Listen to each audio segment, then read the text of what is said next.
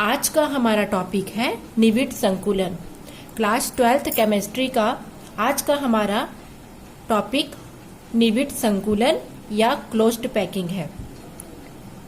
इसके बारे में हमने पिछले वीडियो में पढ़ रखा है। पिछले वीडियो में हमने एकविमीय और द्विविमीय निविड संकुलन के बारे में पढ़ा था। आज हम त्रिविमीय निविड संकुलन किसे कहते हैं और उनके प्रकारों के बारे में पढ़ेंगे। तो सबसे पहले मैं एकविमीय और द्विविमीय निविड संकुलन के बारे में आपको कुछ बताना चाहती हूँ। एकविमीय निविड संकुलन किसे कहेंगे? वह निविड संकुलन जिसमें अवयवी कण या गोले एक दूसरे को स्पर्श करते हुए एक सीधी पंक्ति में रखे जाते हैं, तो इसे हम एकविमीय निविड संकुलन कहते हैं, क्योंकि इसे एक ही दिशा में रखा जाता है जो कि x, y या z कोई भी हो सकती है, और सभी के केंद्र बिंदुओं को मिलाने पर हमको एक सीधी और सरल रेखा प्राप्त होती है। अब हम देखेंगे द्विविमीय निविड संकुलन। द्विविमीय निविड संकुलन दो प्रकार के होते हैं, वर्गाकार और षटकोणीय। तो वर्गाकार में गोलों की एक पंक्तियों को स्पर्श करते हुए एक कतार के रूप में रखा जाता है। ठीक एक गोले के नीचे दूसरा गोला रखते हैं और दूसरे गोले के ठीक नीचे तीसरा गोला रखा जाता है। इस प्रकार से प्रत्येक गोलों के यदि केंद्र बिंदुओं को मिलाते जाए तो हमको एक सीधी रेखा प्राप्त होगी। चूंकि इसमें दो विमाएं होती हैं, x और y, इसलिए इसे द्विविमीय कहते हैं। और यदि इसमें किसी एक कण को केंद्र मानकर उसकी समन्वय संख्या ज्ञात की जाए तो 4 समन्वय संख्या प्राप्त होती है। इस कारण इसे वर्गाकार निविड संकुलन कहा जाता है। षटकोणीय निविड संकुलन में गोलों की जो पहली पंक्ति होती है उसके गड्ढों में दूसरी पंक्ति का गोला रखा जाता है और उनके गड्ढों में पुनः पहली पंक्ति का गोला रखते हैं, जिससे हमको एक षटकोण की आकृति प्राप्त होती है। इस कारण इसे हम षटकोणीय निविड संकुलन कहते हैं। इन दोनों के बारे में हम विस्तृत अध्ययन इसके पूर्व के वीडियो में कर चुके हैं। आज हमको त्रिविमीय निविड संकुलन के बारे में पढ़ना है। तो त्रिविमीय निविड संकुलन किसे कहते हैं, सबसे पहले हमें ये देखना होगा। 3 डायमेंशियल क्लोज्ड पैकिंग। सबसे पहले हमको 3 विमा या 3 डायमेंशन किसे कहते हैं इसे जानना होगा। तो 3D या 3 डायमेंशन का अर्थ होता है 3 विमा। यह संसार हमेशा त्रिविमीय होती है। 3 आयाम या 3 विमाएं इसमें पाई जाती है, जिनमें एक होता है दाएं से बाएं अर्थात x अक्ष, एक होता है ऊपर से नीचे की ओर अर्थात y अक्ष, और एक इसके आगे की ओर और एक इसके पीछे की ओर, उसे हम कहते हैं z अक्ष। जैसे कि यहाँ पर ये कॉपी ली गई है, तो इसकी ये वाला जो पोर्शन है इसे x अक्ष कहेंगे जो एक विमा हो गई। ये वाला जो पोर्शन है उसे हम y अक्ष कहेंगे और इधर जो गहराई है उसे हम z अक्ष कहेंगे। तो ये 3 विमा या 3 डायमेंशन कहा जाता है। अब यह जो त्रिविमीय संरचना बनती है ये 2 प्रकार की होती है।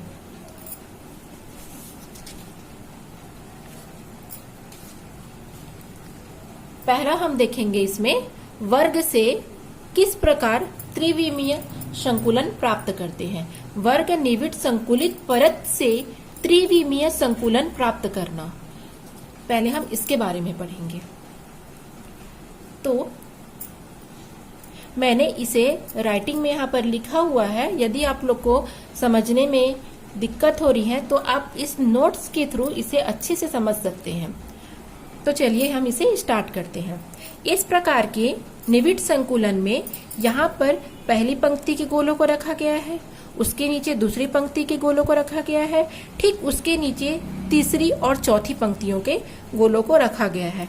चूंकि एक पंक्ति के ठीक नीचे दूसरी पंक्ति और दूसरी पंक्ति के ठीक नीचे तीसरी पंक्ति है, तो चूंकि सभी समान प्रकार की है इसलिए इसे हम ए प्रकार की व्यवस्था या ए पैटर्न भी कहते हैं। अब यदि हमको चूंकि त्रिविमीय संकुलन प्राप्त करना है तो यहाँ पर यदि हम प्रथम परत के ऊपर दूसरा परत इस प्रकार से रखते जाएंगे, दूसरे परत के ऊपर तीसरा परत और तीसरे परत के ऊपर चौथा परत, यदि हम परत के ऊपर परत के ऊपर परत, एक के ऊपर एक यदि रखते जाएंगे तो हमको जेड अक्ष अर्थात तीसरी विमा प्राप्त होगी। ये वाला जो अक्ष है यहाँ पर यदि सीधी रेखा को मिलाते जाएंगे, प्रत्येक गोलों के केंद्र को मिलाते जाएंगे तो हमको जो सीधी रेखा प्राप्त होगी ये एक्स अक्ष हो गया। इधर के यदि केंद्र बिंदु को मिलाते जाएंगे तो हमको वाई अक्ष प्राप्त हुआ। और गोलों के ऊपर पहली, दूसरी, तीसरी, चौथी परत को यदि हम रखते जाएंगे तो हमें जेड अक्ष की भी प्राप्ति हो जाएगी। इस प्रकार हमको तीनों विमाएं प्राप्त हो जाती हैं। उसके पश्चात हम यह देखते हैं कि यदि हम इसमें आगे के 4 गोले और पीछे के 4 गोलों को यहाँ पर शो किया गया है। यहाँ पर आगे के 4 गोले और पीछे के 4 गोलों को यदि हम मिलाते जाएंगे तो इस प्रकार की संरचना प्राप्त होगी। यदि हम आगे के 4 गोलों को मिलाएंगे और पीछे के 4 गोलों को मिलाएंगे तो हमको एक घन की प्राप्ति होगी, एक क्यूब मिलेगा हमको। इस कारण वर्ग निविड संकुलन को हम सरल घनीय कोशिका या सरल घनीय सेल भी कहते हैं। चूंकि यह एक क्रिस्टल जालक की इकाई सेल होती है, इस कारण बहुत सारे इकाई सेल के मिलने से एक सरल घनीय जालक का निर्माण होता है। उसके पश्चात हम षटकोणीय निविड संकुलित परत से त्रिविमीय निविड संकुलन प्राप्त करेंगे। इसे 2 प्रकार से प्राप्त करते हैं। पहला, प्रथम परत पर द्वितीय परत रख करके और दूसरा द्वितीय परत पर तृतीय परत रख करके। तो जब हम प्रथम परत पर द्वितीय परत रखेंगे तो हमको 2 प्रकार की रिक्तियां प्राप्त होंगी। पहली चतुष्फल की रिक्तियां और दूसरी अष्टफल की रिक्तियां। तो अब हम उसके बारे से पढ़ेंगे।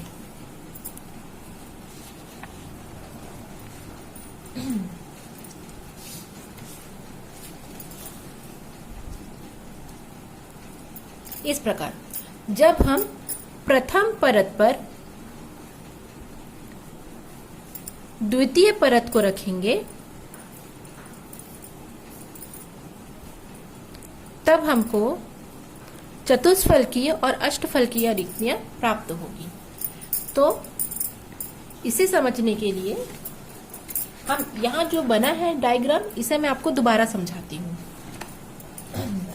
मान लेते हैं हम प्रथम परत के गोलों को एक दूसरे से संपर्क या सटा करके रखते हैं। यहाँ पर जो गड्ढे दिख रहे हैं इसे अवनमन कहा जाता है। और पहले गड्ढों के पहले परत के जो अवनमन या गड्ढे हैं वहां पर द्वितीय परत का गोला हम रखेंगे। पुनः तृतीय परत को हम इसके ऊपर में स्पर्श कराते हुए रखेंगे। तो हमको इस प्रकार की संरचना प्राप्त होगी। यह एक षटकोण की आकृति है, क्योंकि यदि हम किसी भी गोले को केंद्र मान करके इसकी उप संयोजी या समन्वय संख्या ज्ञात करेंगे तो हमको 6 आकृति या 6 समन्वय संख्या इसकी प्राप्त होगी। अब यदि हम प्रथम परत के ऊपर, इसके ऊपर हमको अब द्वितीय परत को रखना है, तो प्रथम परत के आप देख रहे हैं, प्रथम परत के गोलों के मध्य ये त्रिकोणीय संरचना है, इसे ही हम त्रिकोणीय रिक्ति कहते हैं। प्रथम परत के गोलों के बीच की जो आकृति है जो त्रिकोण के समान, इसे हम त्रिकोणीय परत कहते हैं। अब हम यदि दूसरे परत के गोलों को इस त्रिकोणीय रिक्ति के ऊपर यदि अब हम इस प्रकार से रखते जाएंगे ताकि सारे त्रिकोणीय परत ढक जाएं, इस प्रकार से यदि हम रखेंगे तब हमको 2 प्रकार की आकृतियां प्राप्त होंगी। जैसे इन तीनों परत हो गया, इन गोलों के मध्य जो त्रिकोणीय रिक्ति है इसके ऊपर में यदि हम चौथा गोला रखेंगे तो हमको चतुष्फलकीय रिक्ति प्राप्त होगी। एग्जाम्पल के लिए यदि ये आकृति लेते हैं, ये गोले हैं, इसके मध्य का पोर्शन आप देख रहे हो, ये त्रिकोणीय रिक्ति है। इस त्रिकोणीय रिक्ति के ऊपर यदि हम चौथा गोला ले करके इसे हम इस प्रकार से रख देंगे, देख सकते हैं आप लोग, इस प्रकार से, तो इसके मध्य का जो गोला होगा या रिक्तियां होगा उसे ही हम चतुष्फलकीय रिक्ति कहेंगे। देख सकते हैं आप लोग, ये इस आकार का, और इसके अंदर जो आपको त्रिकोणीय रिक्ति दिख रही है उसके ऊपर यदि हम चौथा गोला रख दिए तो हमको चतुष्फलकीय रिक्तियां प्राप्त हुई। उसी प्रकार यदि हम 3 गोले लेते हैं, इन 3 गोलों के मध्य यदि हम 3 गोले और यदि हम लेंगे इस प्रकार से, तो हमको अष्टफलकीय रिक्तियां प्राप्त होंगी। इसके भी हम देख लेते हैं गोलों के द्वारा। ये आपका 3 रिक्तियां, 3 गोलों की बनी त्रिकोणीय रिक्तियां, 3 गोलों से बनी। इसके ऊपर यदि हम इस प्रकार की आकृति को यदि हम रखते हैं, इस प्रकार से इन गोलों को यदि हम इनके ऊपर यदि हम रख देते हैं तो इनके बीच की जो रिक्तियां होंगी उसे हम अष्टफलकीय रिक्तियां कहेंगे। आप लोग देख सकते हैं ये आकृति और ये आकृति को जब हम मिलाएंगे और इस तरीके से रखेंगे तो इनके मध्य भी एक रिक्त स्थान प्राप्त हो रहा है, तो इन रिक्त स्थानों को हम अष्टफलकीय रिक्ति कहेंगे। इस प्रकार से यदि हम प्रथम परत पर द्वितीय परत को रखेंगे तो हमको 2 प्रकार की रिक्तियां प्राप्त होगी। एक होगा चतुष्फलकीय जिसे टेट्राहेड्रल कहते हैं, और एक होगा अष्टफलकीय जिसे हम ऑक्टाहेड्रल कहते हैं। जितने भी नोट्स हैं मैं इसको PDF बना के आप लोग को सेंड कर दूंगी ताकि आप लोग को समझने में सुविधा हो। इस प्रकार से प्राप्त संकुलित संरचना को षटकोणीय निविड़ संकुलित संरचना कहा जाता है। अब इसके पश्चात हम पढ़ेंगे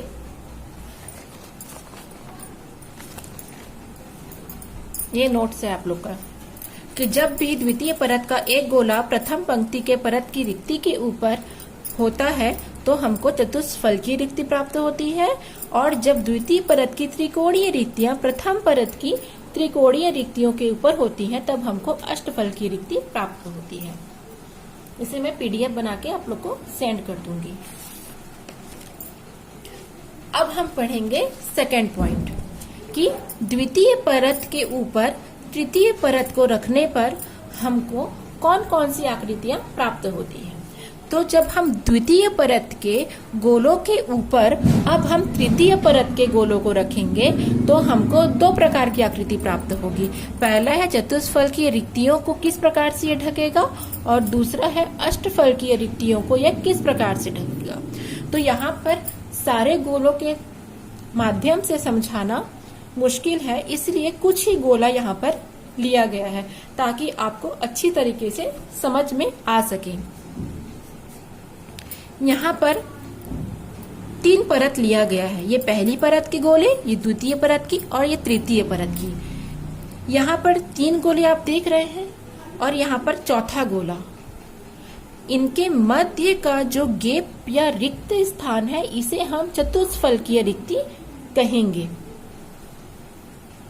अब द्वितीय परत की चतुष्फलकीय रिक्तियों के ऊपर यदि हम तृतीय परत की चतुष्फलकीय रिक्तियों को यदि हम उसके ऊपर रखेंगे तो हमको एक सीधी रेखा प्राप्त होती है।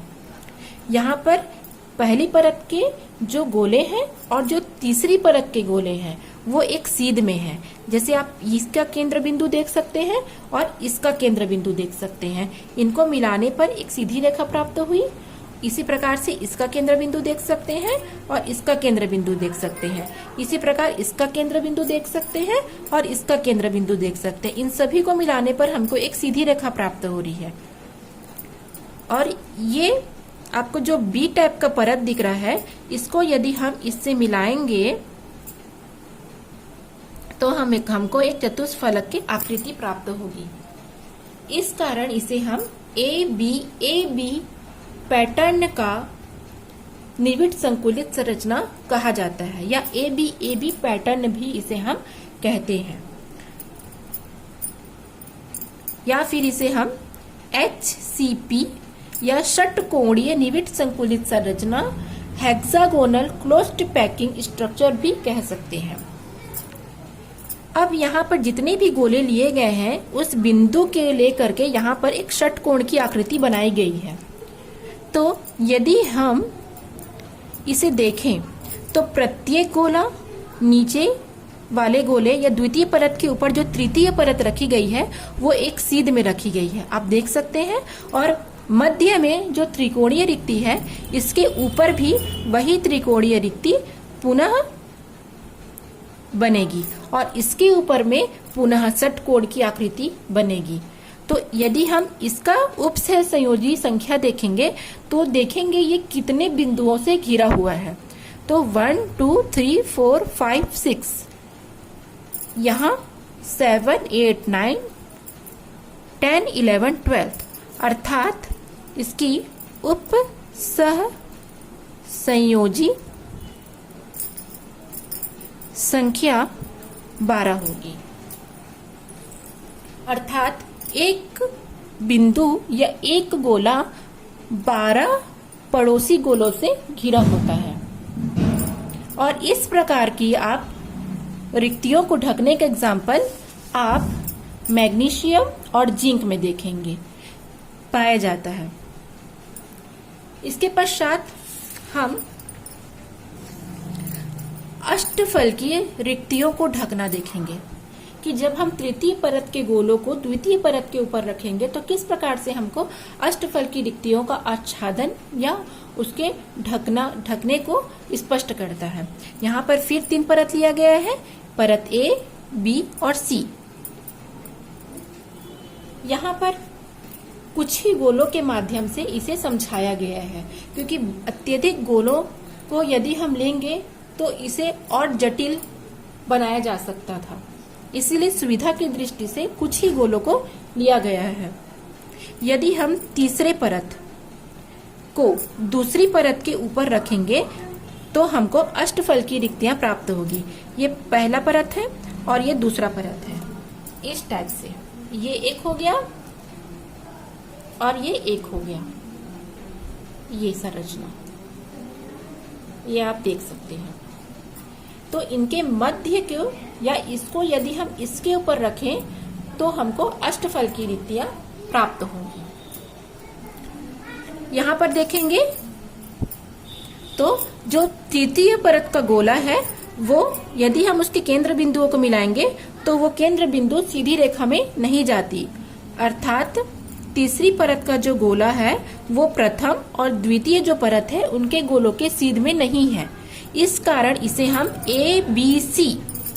ABC पैटर्न कहते हैं। और इस प्रकार का पैटर्न आपको FCC अर्थात फलक केंद्रीय सेल घनीय सेल या CCP घनीय निविट सेल में आपको देखने को मिलेगा। और इसका एग्जाम्पल है सिल्वर और कॉपर। इन दोनों के एग्जाम्पल को आप इसमें देख सकते हैं। और इसमें भी उपसह संयोजी संख्या 12 पाई जाती है। तो ये हो गया त्रिविमीय निविड संकुलित संरचना। इसका नोट्स मैं आपको PDF बनाकर के सेंड कर दूंगी ताकि आपको नोट्स बनाने में आसानी हो। और यह एक बहुत ही इम्पोर्टेंट टॉपिक है, इसलिए इसे आप अच्छे से समझ लेंगे। कुछ भी प्रॉब्लम होने पर आप मुझे कमेंट्स बॉक्स में बता सकते हैं या क्वेश्चन पूछ सकते हैं।